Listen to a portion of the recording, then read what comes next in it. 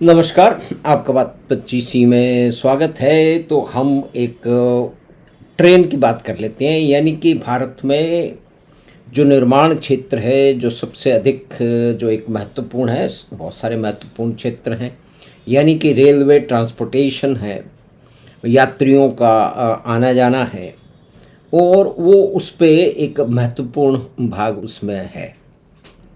लेकिन एक लंबे समय तक लगातार भारत की जो रेल व्यवस्था थी उसमें छोटे मोटे उपचार या कि परिवर्तन होते रहे।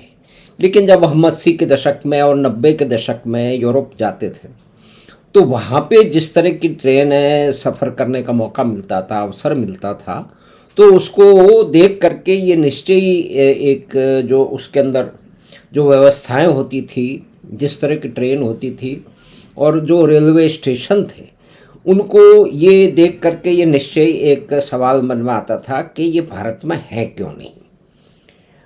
तो उसमें मोटे मोटे कई सारे कारण बताए जा सकते हैं। पहली बात तो ये है कि जब इस दृष्टि ही नहीं हो, जब परिवर्तन की अमूलचूल की दृष्टि ही नहीं हो और एक तरह से विभिन्न कारणों से, मुख्य रूप से राजनीतिक और ब्यूरोक्रेटिक के सब जगह ऐसे लोगों को भर दिया गया है जो कि रेंट सीकर हैं, यानी कि निपुणता के आधार पे, उनकी कार्य क्षमता के आधार पे उनको पद नहीं मिले हैं।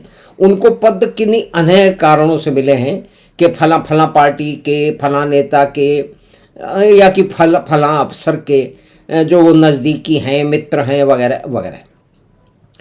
तो ये इस तरह का जो सुषुप्त अवस्था थी, जो सुस्ती थी, लगातार पुराने तरह के जो रेल की बोगियां थी और उसका पूरा सिस्टम था और स्पीड, यानी कि आप देखिए उस ज़माने में भी 200-300 किलोमीटर की, मुझे याद आता है कि उससे भी ज़्यादा की स्पीड में हम ट्रेन में बैठे थे और भारत में 100 के आसपास चल रही थी, 100 से बढ़ी नहीं रही थी। तो अब एकदम से सिर्फ जो एक पूरा डेडिकेटेड जो बनाया जा रहा है ट्रैक, जो बम्बई से लेकर के बीके से लेकर के अहमदाबाद तक, जो कि बुलेट ट्रेन का है, तो वो तो पूरा का पूरा एक नया निर्माण है। और हमारे इस देश में कोई भी नवीन तकनीकी क्षेत्र में परिवर्तन हो, चाहे कुछ भी हो, वो इंटरनेट का आना हो, वो मोबाइल फ़ोन का आना हो, वो कलर टेलीविजन का आना हो, या कि लिबरलाइजेशन होना था, तो ये इसका एक बहुत ही हमारे देश में उसका विरोध शुरू हो जाता है। और उसको विरोध शुरू करने में सबसे पहले रहते हैं वामपंथी और अर्बन नक्सल, समाजवादी और उनके सब भाईबंद।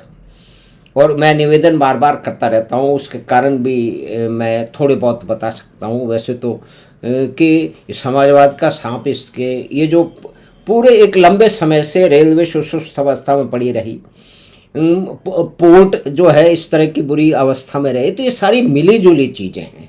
तो अब हम इस पृष्ठभूमि को छोड़ करके और जो एक अमूलचूल परिवर्तन हुआ रेल सफ़र में, रेल की ट्रेन के निर्माण में, यानी कि पुराने तरह की वही मोटी मोटी कास्टिंग, वही बड़ी बड़ी जो है ना वो माइल्ड स्टील की प्लेटों से बने हुए डब्बे, जबकि पूरी की पूरी टेक्नोलॉजी बदल गई, लेकिन यहाँ आराम से बैठे हुए हैं। तो और भारत के जो रेलवे के जो इतना बड़ा सिस्टम है उसमें कारण कुछ भी रहा हो, अगर कोई अमूलचूल परिवर्तन हुआ तभी तो वंदे भारत बनी। 2014 के बाद बनी, उससे पहले नहीं बन सकती थी। क्योंकि नहीं बनी, अगर बन सकती थी तो बन जाती ना। तो ये एक जो विजन की स्थिति है, जो परिवर्तन जो प्रधानमंत्री मोदी ने जो है वो प्रदान किया है। और दूसरा जो मेक इन इंडिया, जिसमें डिफेंस का प्रोडक्शन में इतना सारा है, पहले 70% बाहर से आ रहा था, अब करीब करीब 70% हम यहाँ पे निर्माण कर रहे हैं और 30 या 40 हज़ार करोड़ का जो है वो निर्यात भी मतलब रक्षा साधनों का। तो ये सारी चीज़ें मिली जुली हैं। तो यही दृष्टि, यही विजन और इसी तरह से जो टैलेंट को आगे बढ़ाने की बात है, जो ब्यूरोक्रेसी को हटा करके, क्योंकि भारत में कोई भी प्रोजेक्ट 4-5 साल तो पहले डिस्कस होता है, उसके बाद जाता है। यानी कि जो चीन, पूरा का पूरा चीन, हम यहाँ एक फैक्ट्री लगा रहे हैं, उन्होंने इंडस्ट्रियल शहर खड़े कर दिए। और इंडस्ट्रियल जोन खड़ी कर दी, जो है वो अलग अलग प्रोडक्ट लाइन के लिए या प्रोडक्ट ग्रुप के लिए। हम एक एक फैक्ट्री में अटके पड़े हैं और उसमें भी एक एयरपोर्ट बनाने में हमें 30-40 साल तो बड़े आराम से लग जाते हैं। विजयंगम का जो ट्रांसशिपमेंट एयरपोर्ट बना है वो अपनी परिकल्पना से करीब करीब 80 साल बना है। तो चलिए पहले के 60-70-80 के तो छोड़ दीजिए, बहुत सारे कारण हैं, लेकिन उसी तरह से इसी नियम की पालना करते हुए, जिसमें नगर नक्सल और समाजवादी और वामपंथी विचारों का प्रादुर्भाव रहा है, असर रहा है हमारे नेताओं पे। आज भी इस देश पे समाजवाद का सांप गले में पड़ा हुआ है, पीछे बूढ़ा हुआ वामपंथ का अजगर जैसे वो पूरे के पूरे बंगाल को निगल गया तो वो खड़ा है। तो मतलब पृष्ठभूमि की बात है। अब मेक इन इंडिया के कारण इंडिजीनियस मैन्युफैक्चरिंग हुई। तो इस वंदे भारत ट्रेन का अब आप देखिए कि जब से आरंभ हुई और उससे अब तक पूरी की पूरी कितना बुराई होती थी। मुख्य रूप से जो कि वामपंथी और उनके साथी हैं, वो इनको मशीन का, इनको जब आप देखिए ना, विद्रूपता की हद है कि नई ट्रेन चल रही है उसमें कई तरह की समस्याएं होंगी, और हाई स्पीड पे चल रही है तो हाई स्पीड के ट्रैक उस तरह के हमने बनाए नहीं है। वो अमूलचूल परिवर्तन की बात है, क्योंकि एक ठलुआ पंथी का एक साम्राज्य था। इसके बहुत सारे कारण हैं, तो उनमें ना जाते हुए हमारे सामने मुख्य नाम आता था सुधांशु मणि का। लेकिन सिर्फ अकेले सुधांशु मणि तो कुछ कर नहीं सकते हैं। सुधांशु मणि ने इस प्रोजेक्ट की परिकल्पना बनाई और उसकी लीडरशिप क्रिएट की, और 18 महीने में एक ट्रेन बन के खड़ी हो गई, जो कि अगर बाहर से मंगाते तो उसकी कम से कम नहीं तो 3 गुनी कॉस्ट थी। तो ये जो एक कमाल हुआ, उस कमाल में वो ऐसे ही नहीं हो गया। उसके बहुत सारे जो परिवर्तन भारत के हुए थे, राजनीतिक स्तर से लेकर के इकोनॉमिक स्तर तक, और मैन्युफैक्चरिंग की जो एक गति मिली थी उसके हिसाब से, और एक नया विजन सामने आया था। तो 18 महीने में इतनी बड़ी ट्रेन बन के तैयार हो गई। हमने मशीन बनाने में काम किया है, लेकिन वो मशीनें इस प्रोजेक्ट सामने बहुत छोटी हैं।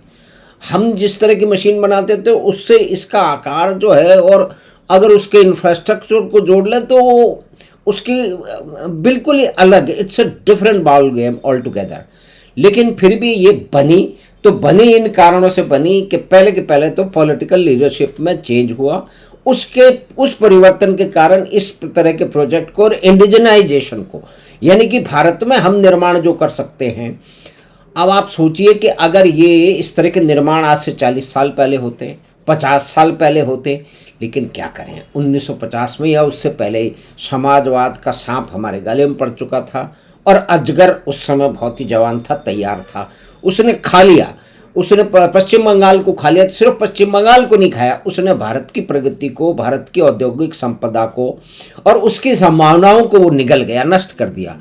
और अब आप ये देखिए कि उस 80 साल के बाद में आज वहाँ पे जो परिवर्तन आ रहे हैं, उससे में नई नई फैक्ट्रियाँ खुल रही हैं। जितनी भी बंद हुई थी वो खड़ गई हैं। मतलब पिछले में ये हो कि हज़ारों फैक्ट्रियाँ वहाँ से भाग गई, और उन्हीं फैक्ट्रियों को भगाने वाले लोग जिनकी विचारधारा थी वो इस देश की में बौद्धिक नेतृत्व प्रदान करने का स्वांग करते रहे हैं। लोग उनका मतलब उनकी मानते भी रहे हैं कि भाई ये कुछ विशेष है, ये दुनिया पर है। कहीं भी दुनिया इन दिनों बदली नहीं है। दुनिया का मतलब इनके जो उद्देश्य हैं, तो खैर हम भटक रहे हैं। तो ये जो विशेष इसकी जो कारण है, पहली तो बात ये है कि कम से कम जो कॉस्ट है वो 2 से 3 गुनी है। एक्सपोर्ट का एक नया सेक्टर खुला है जो कि अफ्रीका में हो रहा है और अनेक देशों में हो रहा है। दक्षिणी अमेरिका में भारत के हथियार भी जा रहे हैं, तो ये ट्रेन भी जा रही हैं। और यहाँ भी नहीं, कई जगह उन्नत देशों में भी भारत की बनी हुई ट्रेन जा रही हैं, क्योंकि उच्च स्तर की टेक्नोलॉजी का इस्तेमाल हो रहा है। ये बनी कहाँ? ये बनी जो है जो ट्रेन 18 है, जिसको बाद में वंदे भारत एक्सप्रेस नाम दिया गया। एक नया ये भी एक नामकरण में भी एक नया चाह है, जिसके अंदर भारत की संस्कृति और इतिहास की और कई तरह के प्रतीकों की हमें झलक मिलती है। तो इसमें सुधांशु मणि तो इसके प्रोजेक्ट लीडर थे, कंसेप्ट उनका था। तो वो लीडरशिप प्रोवाइड कर रहे थे। अपनी टीम को जो ब्यूरोक्रेटिक डिले होते हैं, मतलब भारत में 18 महीने में एक इतना बड़ा प्रोजेक्ट कमाल हो जाता है, इसके लिए कितनी मेहनत होगी और इसके लिए लीडरशिप किस तरह की होगी। तो वो लीडरशिप पूरी टीम को तो सुधांशु मणि ने जो है वो प्रदान की, और इसके नीचे जो अलग अलग क्षेत्र थे, मैकेनिकल इंजीनियरिंग के और इलेक्ट्रिकल इंजीनियरिंग के, और उससे जो जटिल विषय थे, शेल डिजाइन है, इलेक्ट्रिकल सिस्टम है, और सबसे बड़ी बात यह है कि जहाँ पे पहले एक यूनिट जो इंजन लगता था वो सबको खींचता था, यहाँ अब अल्टरनेटिव, यानी कि एक ट्रेन सेट जो कि 8 बोगी का सेट होता है, उसमें अल्टरनेटिव बोगी के अंदर ट्रैक्शन है। तो ये आप समझ लो कि 100 किलोमीटर, 0 से 100 किलोमीटर 1 मिनट से कम में 50 सेकंड में ये प्राप्त कर लेती है, जो कि एक बहुत ही महत्वपूर्ण मतलब पड़ाव है। अब हम 180 की तरफ जा रहे हैं, लेकिन 180 में छलांग हम लगा नहीं सकते, कम से कम इस बड़े ट्रैक में। और इसके कंपैरिजन में अगर हम ये कंपेयर करें चीन से, तो चीन में हाई स्पीड और सेमी हाई स्पीड जो ट्रैक हैं वो 31,000 किलोमीटर का है पूरे देश में, कम से कम उनके इंडस्ट्रियल सेक्टर में ठहरा हुआ है।